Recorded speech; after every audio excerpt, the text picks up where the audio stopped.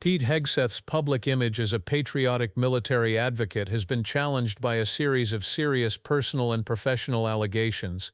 He admitted to cheating on his second wife, and records indicate that he fathered a child with another woman shortly before the affair came to light.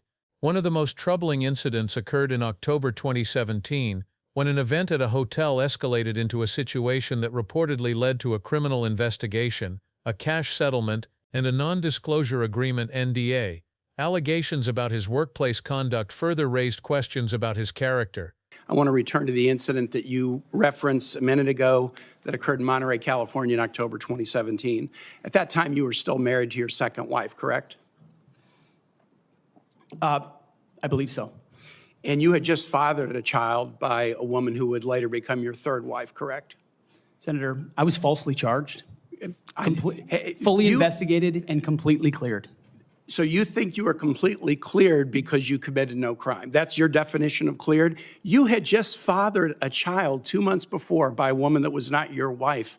I am shocked that you would stand here and say you're completely cleared. Can you so casually cheat on a second wife and cheat on the mother of a child that had been born 2 months before, and you tell us you are completely cleared? Senator, how is that a complete clear? Senator, her child's name is Gwendolyn Hope Hegseth, and she's a child of God, and she's 7 years old. And she was, and you cheated on the mother of that child less than 2 months after that daughter was born, didn't you? Those were false charges. Well, it was fully investigated, and I was completely cleared. And I am so grateful for the marriage I have to this amazing woman behind me. You've admitted that you had sex at that hotel in October 2017. You said it was consensual, isn't that correct? Anything... You've admitted that it was consensual, and you were still married, and you just had a child by another woman. Again, how do you explain your judgment? Completely false charges against me. You fully investigated, and I was completely clear. You have admitted that you had sex while you were married to wife 2 after you just had fathered a child by wife 3. You've admitted that. Now, if it had been a sexual assault, that would be disqualifying to be Secretary of Defense, wouldn't it? It was a false claim then and a false claim now. If it had been a sexual assault, that would be disqualifying to be Secretary of Defense, wouldn't it? That was a false claim. So you're talking about a hypothetical. So you can't tell me whether someone who has committed a sexual assault is disqualified from being Secretary of Defense? Senator, I know in my instance, and I'm talking about my instance only, it was a false claim. But you acknowledge that you cheated on your wife, and that you cheated on the woman by whom you had just fathered a child. You have admitted that. I will allow your words to speak for themselves. You're not retracting that today. That's good. I assume that in each of your weddings, you've pledged to be faithful to your wife. You've taken an oath to do that, haven't you? Senator, as I've acknowledged to everyone in this committee, I'm not a perfect person, not claiming to be. But no, I just asked a simple question. You've taken an oath like you would take an oath to be Secretary of Defense in all of your weddings to be faithful to your wife. Is that correct? I have failed in things in my life, and thankfully I'm redeemed by my Lord and Savior, Jesus Christ. In finalizing divorces from your first and second wives, were there non-disclosure agreements in connection with those divorces? Senator, not that I'm aware of. If there were, would you agree to release those first and second wives from any confidentiality agreement? Senator, it's not something I'm aware of. But if there were, you would agree to release them from a confidentiality agreement? Senator, that's not my responsibility. Did you ever engage in any acts of physical violence against any of your wives? Senator, absolutely not. But you would agree with me that if someone had committed physical violence against a spouse, that would be disqualifying to serve as Secretary of Defense, correct? Senator, absolutely not have I ever done that. You would agree that that would be a disqualifying offense, would you not? Senator, you're talking about a hypothetical. I don't think it's a hypothetical. Violence against spouses occurs every day. And if you as a leader are not capable of saying that physical violence against a spouse should be a disqualifying fact for being Secretary of the most powerful nation in the world, you're demonstrating an astonishing lack of judgment.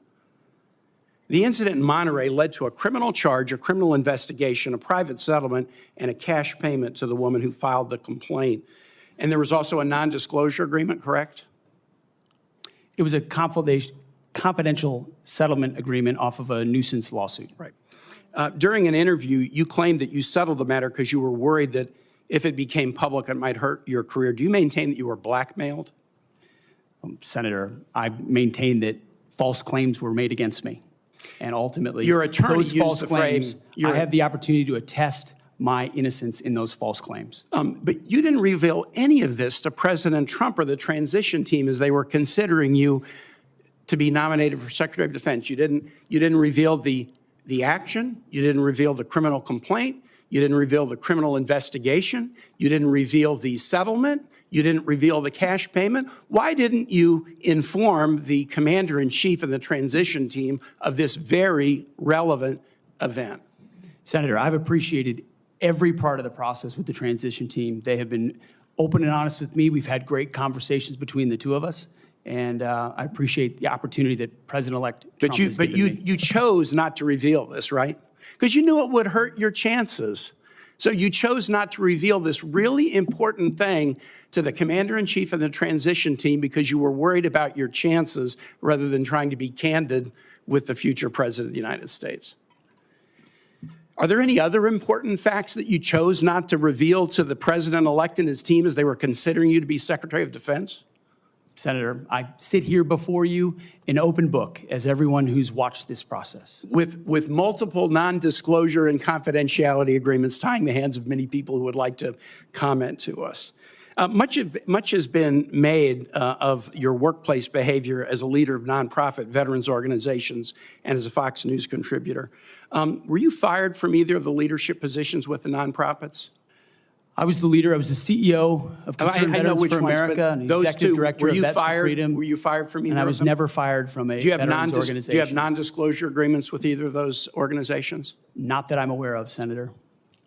Many of your work colleagues have said that you show up for work under the influence of alcohol or drunk. I know you've denied that, but you would agree with me, right, that if that was the case, that would be disqualifying for somebody to be Secretary of Defense. Senator, those are all anonymous false claims, and the totality they're not anonymous. The letters on the record here. They're not anonymous. On the record, people we've seen records with names Vets attached for Freedom, to them. Concerned Vets for America, and Fox News attributing to me working said, hard every day on behalf of one of your mission. colleagues said that you got drunk at an event at a bar and chanted, "Kill all Muslims." Another colleague, not anonymous, we have this, said that you took coworkers to a strip club. You were drunk, you tried to dance with strippers, you had to be held off the stage, and one of your employees in that event filed a sexual harassment charge as a result of it. Now, I know you denied these things, but isn't that the kind of behavior that, if true, would be disqualifying for somebody to be Secretary of Defense? Senator, anonymous false charges. They're not anonymous. And I'll just conclude and say this to the chairman. You claim that this was all anonymous.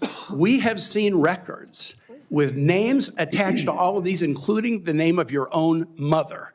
So don't make this into some anonymous press thing. We have seen multiple names of colleagues consistently throughout your career that have talked about your abusive actions, Chairman, attitudes, I think he's words, over and his time. statements He's way to women. over his time. I now yield. Reports claimed he drank on the job, engaged in sexual misconduct, and behaved unprofessionally both at veterans organizations and during his tenure at Fox News. Specific incidents include allegedly being intoxicated at a bar where he chanted "Kill all Muslims," and taking coworkers to a strip club where he attempted to dance with strippers, prompting a sexual harassment complaint. Importantly, some of these accusations were substantiated with named sources and documentary evidence, lending them more credibility than mere anonymous rumors. The pattern they suggest is one of impulsivity, recklessness, and poor judgment in both personal and professional spheres. Beyond the moral implications, the allegations raised security concerns, as patterns of secrecy, settlements, and NDAs could make a nominee vulnerable to compromise or blackmail.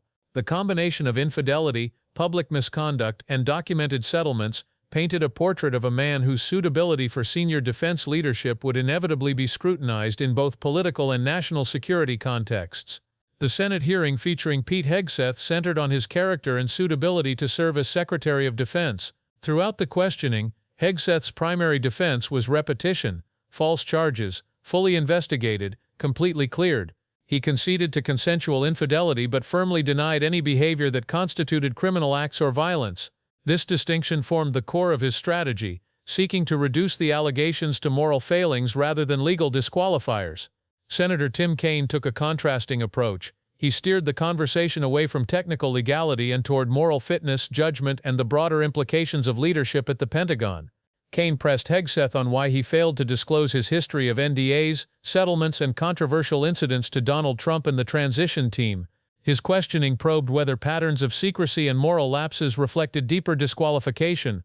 The most striking moments involved Kaine asking if allegations of domestic violence or sexual assault would disqualify a nominee. Hegseth refused to give a clear answer, calling such scenarios hypotheticals, which created an impression of evasiveness. Kaine also introduced evidence from named sources, including a dramatic moment where he cited Hegseth's own mother as confirming elements of the narrative. This exchange underscored a broader Senate strategy: frame Hegseth not just as flawed but as a potential national security risk. By emphasizing undisclosed settlements, moral failings, and a pattern of evasions, the hearing positioned character and transparency as central issues. It was as much a public warning as an evaluation, signaling that leadership at the Pentagon demands unquestionable integrity and the trust of both the military and the public. The closing narrative frames the Hegseth controversy as more than a personal scandal. It is a public reckoning over character, accountability, and the risks of entrusting national defense to a figure with a pattern of secrecy and moral lapses. His admitted infidelity, alleged misconduct, and reliance on NDAs and settlements collectively suggest a man willing to conceal personal failings, raising concerns about both trust and potential vulnerability to compromise. Senator Tim Kaine's questioning in the hearing was not designed to secure an admission of guilt, but to illuminate a broader story about judgment and fitness to serve. By highlighting named allegations, invoking documentary evidence, and even referencing Hegseth's mother, Kaine constructed a narrative that placed public perception and moral authority at the forefront. His line of questioning implied that the issue was not solely legality, but whether someone with this track record could credibly oversee the Pentagon and make decisions affecting national security. The political implications extend beyond Hegseth himself. The episode serves as a cautionary tale about the vetting process for top defense positions and the dangers of minimizing personal conduct as private matters in roles where discretion and reliability are paramount. The narrative ultimately transitions into a call for civic engagement, urging the public to scrutinize leaders not just for competence, but for integrity. In its final framing, the liberal lens commentary positions the hearing as a wake-up call for accountability in government. Leadership in national security requires moral clarity, and the Hegseth episode illustrates the high stakes when personal misconduct collides with public responsibility. America's security depends on leaders of unquestionable integrity. Pete Hegseth's pattern of secrecy, settlements, and moral lapses raises urgent questions about judgment and fitness for high office. Don't let personal misconduct slip into public power unchecked. Stay informed, demand transparency, and hold leaders accountable. Our democracy and national defense deserve nothing less than leaders we can trust without hesitation.